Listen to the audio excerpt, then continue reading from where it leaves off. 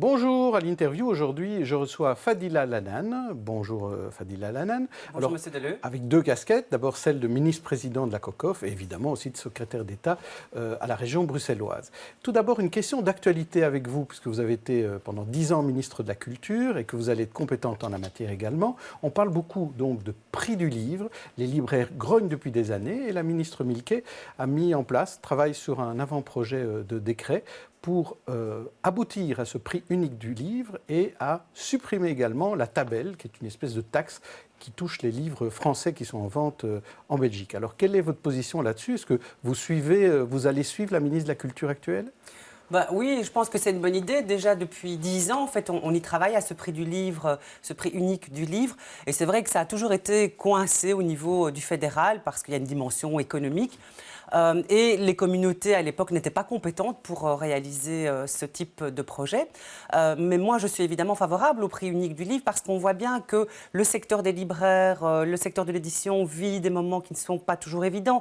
Il y a des librairies qui ferment. Et donc, c'est vrai que quand il y a une grande concurrence, et on sait aujourd'hui que dans les grandes surfaces, on peut acheter des livres qui souvent, comme on peut évidemment dans le milieu de la distribution en avoir beaucoup dans la grande distribution, avoir des prix qui sont des prix très concurrentiels par rapport aux petits libraires de quartier qui, eux, doivent pouvoir se faire des marges commerciales. Et donc, on voit bien qu'il y a une concurrence et une difficulté pour ces opérateurs. Et donc, je crois que si on aboutit à un prix unique du livre, ça permettra de mettre tout le monde sur pied d'égalité pour faire en sorte que chacun puisse continuer à développer sa propre entreprise. Et moi, je pense à ces libraires qui sont soutenus d'ailleurs dans le cadre des budgets de la communauté française. Et la tabelle La tabelle, c'est taxe vraiment quelque chose de très injuste. La tabelle, il faut savoir que c'est quelque chose qui permettait, à l'époque, quand on était dans un système où chaque pays avait son propre argent, sa propre monnaie, eh bien la tabelle qu'on a instaurée pour les livres français qui sont vendus en Belgique permettait en fait de pouvoir tenir compte du cours de change, mais aussi des droits de douane entre la France et la Belgique. Et donc aujourd'hui, ça ne s'applique plus. On a l'euro, il n'y a plus de droits de douane. Et c'est vrai qu'il est injuste de payer plus cher un livre qu'on achète à Bruxelles que celui qu'on achète à Marseille, alors qu'entre Paris et Marseille, la distance est plus longue. Donc ça aussi, il faudra effectivement que l'on puisse supprimer cette taxe qui est une taxe injuste aujourd'hui. Bonne nouvelle, grâce à la 6e réforme de l'État, la Fédération Wallonie-Bruxelles peut mettre ça en place avec l'accord évidemment des régions. Oui, il faudra effectivement qu'il y ait une rencontre et un accord de coopération entre les communautés, parce qu'il y a aussi la communauté flamande, la communauté germanophone qui sont concernées bien entendu, avec sans doute la région de Bruxelles-Capitale, pour pouvoir faire en sorte que l'on puisse supprimer cette taxe qui est injuste et qui fait que le livre est plus cher en Belgique, plus cher à Bruxelles, de 15 à 20%, ce qui est quand même pas normal aujourd'hui. Oui. Alors, justement, on en vient à la COCOF. Vous êtes ministre-président du gouvernement de la COCOF. C'est quoi la COCOF ?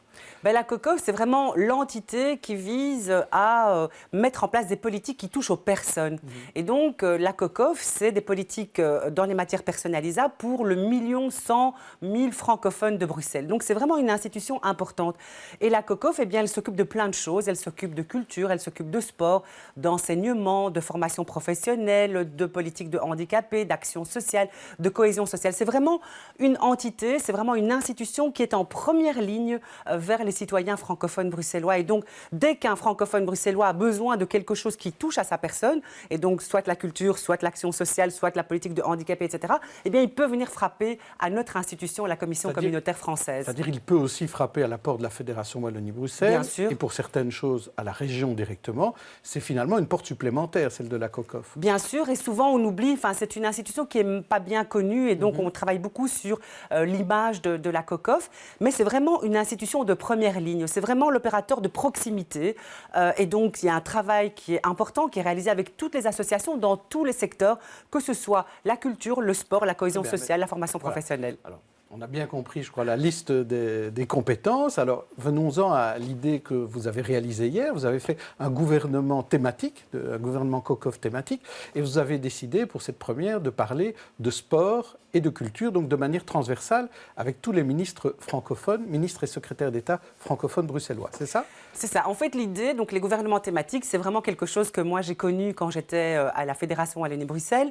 Et donc, c'est vraiment dire qu'on va gérer une matière, une compétence, mais de manière transversale, en décloisonnant l'ensemble des politiques. Ça veut dire que, par exemple, pour une matière comme la culture ou le sport, eh bien, on demande à chaque ministre qui a une autre compétence, donc le ministre de la cohésion sociale, le ministre de la formation professionnelle, le ministre de la politique des handicapés, le ministre de la santé, eh bien, de voir comment il peut agir sur les politiques culturelles, sur les politiques sportives, pour faire en sorte que l'on puisse travailler ensemble, faire des collaborations supplémentaires et faire des actions et des projets qui permettent vraiment de faire tomber les barrières. En fait, c'est un peu ça le principe.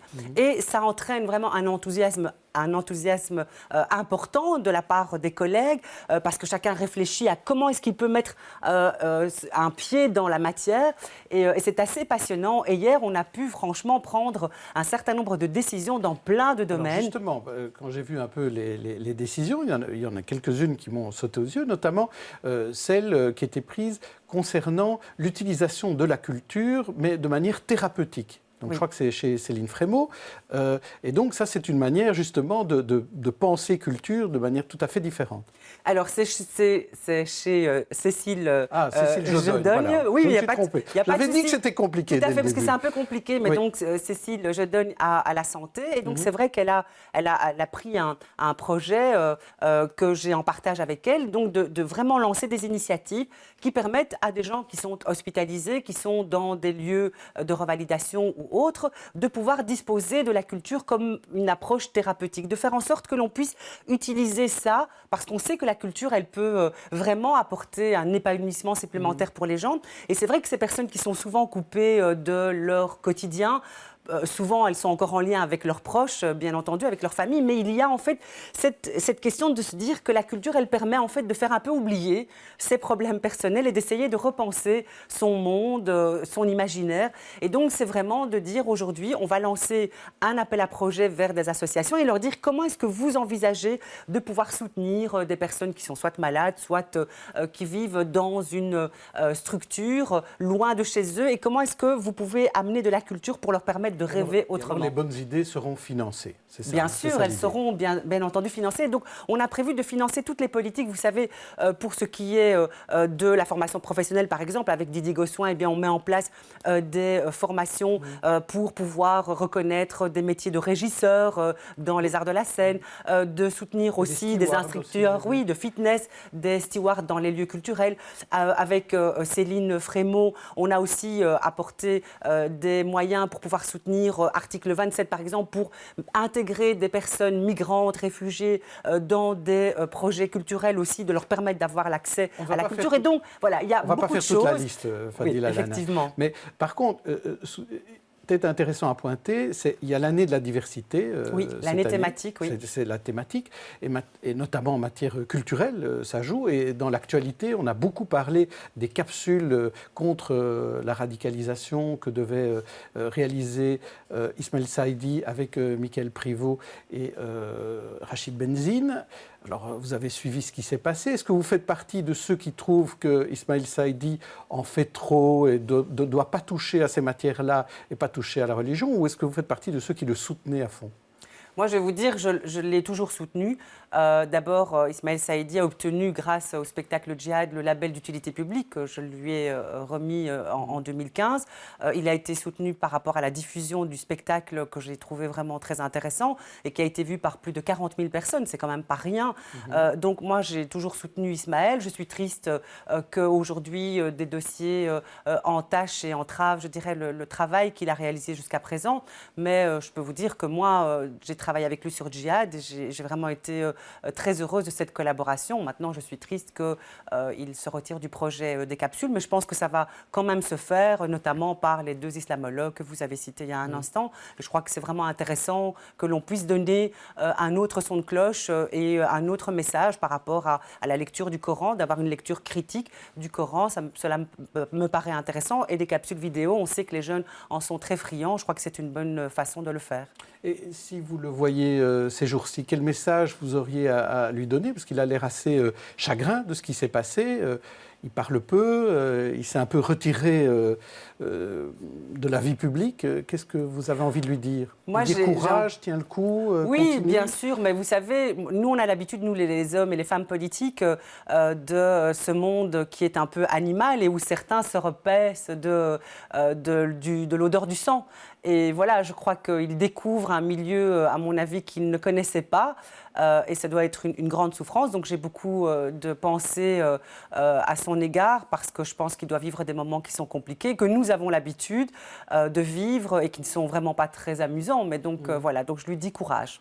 Alors je ne veux pas oublier le sport, parce qu'on a parlé de culture, mais en sport aussi, l'idée est de faire aussi des appels à projets et d'aider notamment à la pratique du sport. Et il y a aussi des projets en matière d'handicapés, d'handisport. Oui. Qu'est-ce que vous Ce que je allez voudrais faire dire par rapport au gouvernement thématique, c'est que vraiment, on a voulu mettre en place des règles de bonne gouvernance. Et toutes les décisions que nous avons prises, c'est de dire qu'il faut simplifier la vie des opérateurs, il faut simplifier la vie des administrations par rapport aux procédures.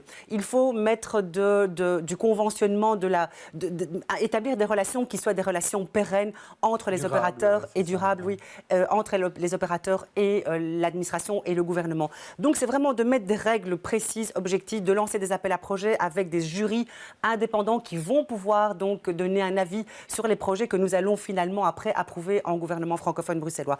Donc c'est vraiment mettre de bonnes règles en place pour travailler. Et c'est vrai que le projet Handisport, eh bien c'est aussi un projet qui vise à solliciter des clubs sportifs et de leur dire voilà, comment est-ce que vous envisagez de soutenir les personnes qui sont porteuses de handicap pour leur permettre aussi d'exercer une activité sportive, de pouvoir aussi faire du bien à leur corps.